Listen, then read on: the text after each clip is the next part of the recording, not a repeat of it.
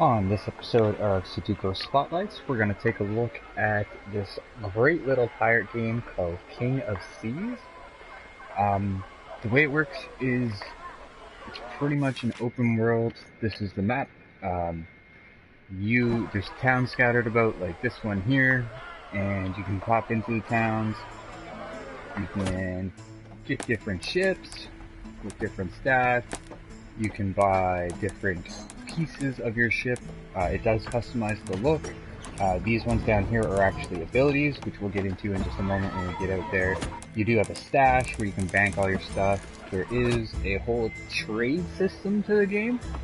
So these are all like trade goods. You can go to the different ports, buy things that are cheap at one port, sell them where they're for a good price at the next, so you can make money that way. You can go to the tavern where you can recruit crew members. Crew is actually like a stat like HP. You actually have 3 of them, but we'll get into that. And this is where you can pick up different quests. So we'll do this one as the video. We'll just run this quest real quick. See how it all goes down. So this is how all the story is presented in these kind of little cutscenes with the stylized characters. You get to pick whether you want to be a male or female character. I picked the female. That was the character shown on the right there. So, I'm gonna go to our logbook, go to our side quest, pick that special dinner. So now it's on our map. It's just a little south of us. As you level up, you do get talents, so you do get to customize your playstyle and customize how everything goes. It's everything from like how fast your ship travels to reducing the cooldown of your shots to increasing range, big buffs for stats and stuff here. But you are a little pirate ship.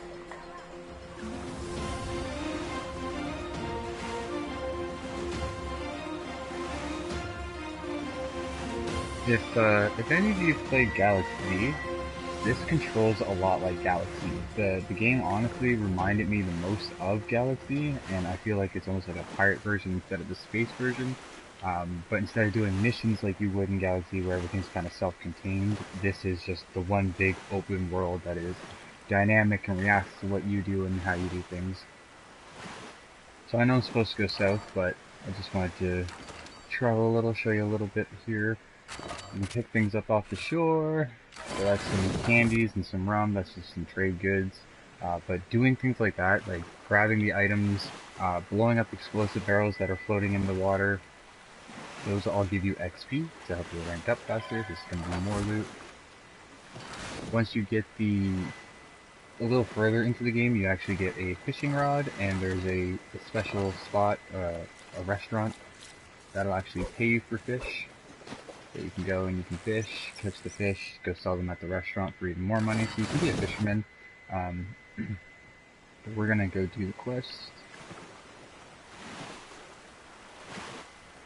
He wants chicken legs. I'm pretty sure I have the chicken legs in my stash, so we don't need to worry about that.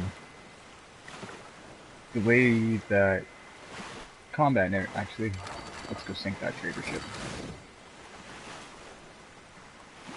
Decreasing your speed lets you turn faster, and then pumping the sails back up will, so we're gonna ram him to start.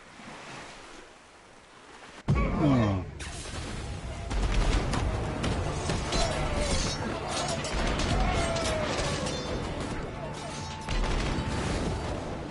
Scooch by him so he doesn't line up his cannons here. Oh, I missed. We're gonna drop a decoy. This is one of our abilities. We missed again. We're great like that. We missed again because we're fantastic at this game. We had the angle, but we missed anyways. Fireball will get him. There we go. Just one cannon. We got him. Yeah. So if you notice that there's 3 health bars above the ship, the blue one is your sails. So you can actually disable ship's sails so they can't go as fast, so it makes it easier to kind of circle them, catch them, things like that.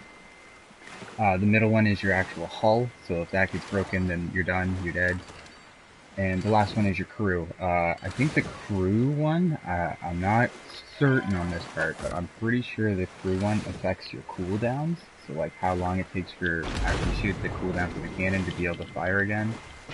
Or how long it takes for your abilities to come back. Okay, he wants to fight.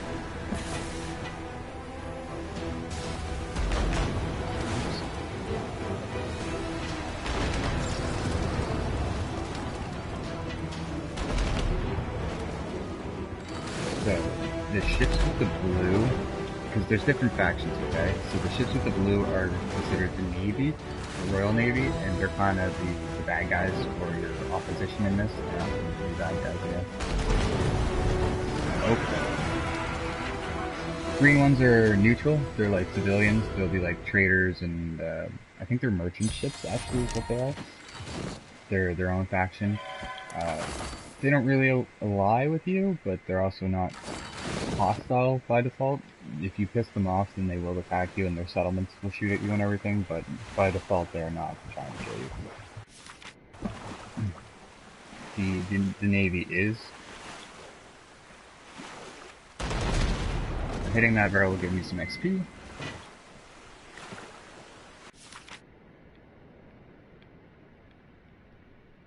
Alright, Rome's to Rock Town.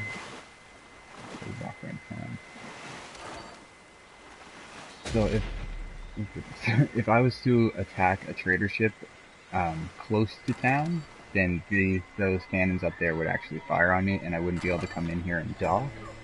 So it's kind of like a law system. So we want to go to the bank, go to our trade goods, and pull out 35 chicken wings. And that will complete the quest for us. Now if you didn't have the chicken wings, you could go raid ships, you could go collect items like I was there off the shore and in the water. You could go to another port and buy chicken wings, and then come here and sell them. It's totally up to you. The game does a great job at giving you like total freedom as to how to accomplish your goals. Not to spoil anything, but I do want to say that the early in the game, you're gonna get a quest, and the quest objective is literally just you got to get 10,000 gold to pay somebody. It doesn't tell you where or how or anything, any stipulations about it. It just says go get it. So it's up to you to go pirate around and claim it.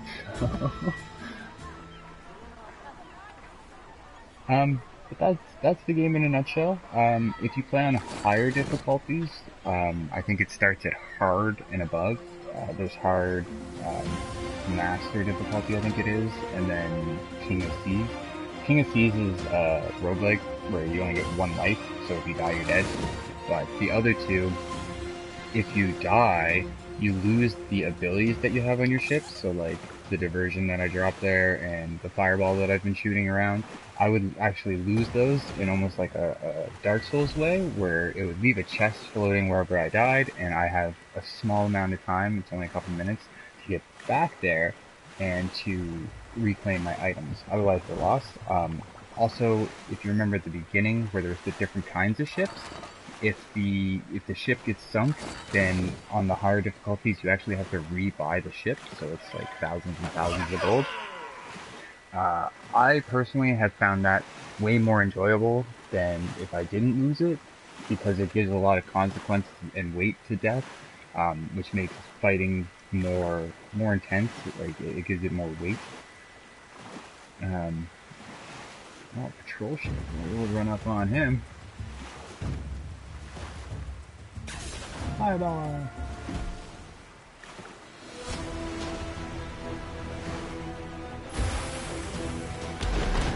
Oh, I can't believe we missed that shot. Drop the decoy behind us.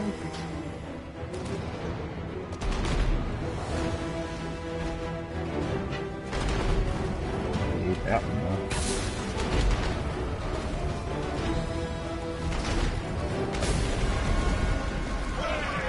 fuck killed me? Is it oh, it was the pirate hunter. Oh no, I thought he was a tourist ship. Okay, so we get to see how death works. That was my bad for sitting still. What am I, my flute? Yeah, my flute. So you can get galleons, sloops, frigates, flutes, and brigs. The cost is there in the bottom left-hand corner, just below the image. 30k, 15k, 55. The ones that I own, I can't buy again. So we were just our brig, and we lost it. So that was 30k that we lost. So we'll stick with the flute, because we don't have to go far.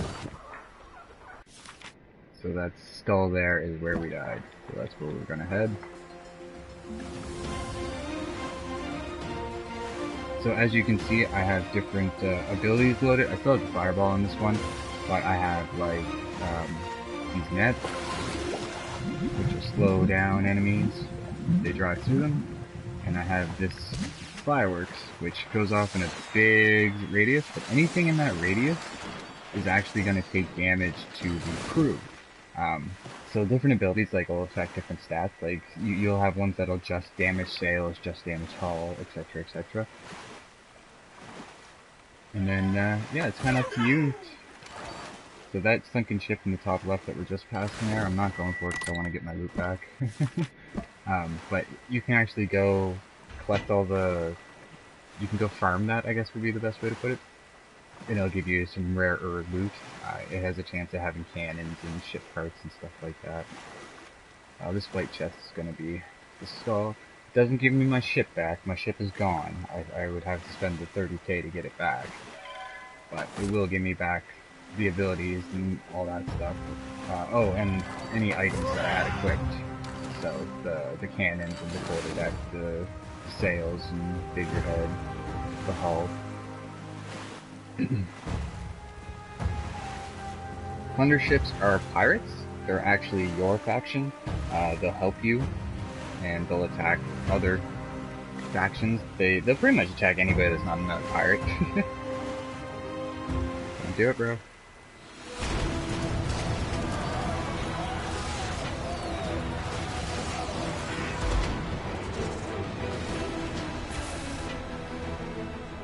He smacked us pretty good. Did a lot of damage for his sails there.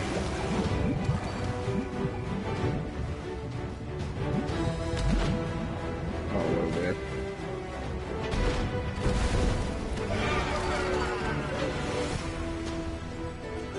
Close one. So wait a second for their loot to pop up. Grab the loot, and there we go. I'm just gonna head back to the first town that we started at. And that's pretty much the game. I mean, there is a big story and like a main quest to be doing. My main quest right now is I'm actually supposed to go take over settlements. So like this one here, I would actually have to take out the towers and the city itself to claim it for the pirate faction, and then pirate ships will start spawning there. So that's where I'm at in the game right now. It doesn't force you to pursue that though. Like you could just pop on and just go pirating all day and never do a single quest if that's what you wanted. And the game was totally fine with that, and the game will play back the whole time. So I hope this is a good little insight to the game. I hope it piques your interest. There's more to it, especially when you get into like customizing your ships and stuff. Like having your own playstyle, it really like lets you get into that and play how you want. Because I mean, you could totally do like a passive run and just be a fisherman if that's what you wanted to do, and take your little sloop out and zip around fishing and sell it to the restaurant, make tons of money that way. But it's totally up to you. It's almost got some sandbox quality to it, where it's just here's the world, go nuts. I will say before we go though that the actual world map is procedurally generated.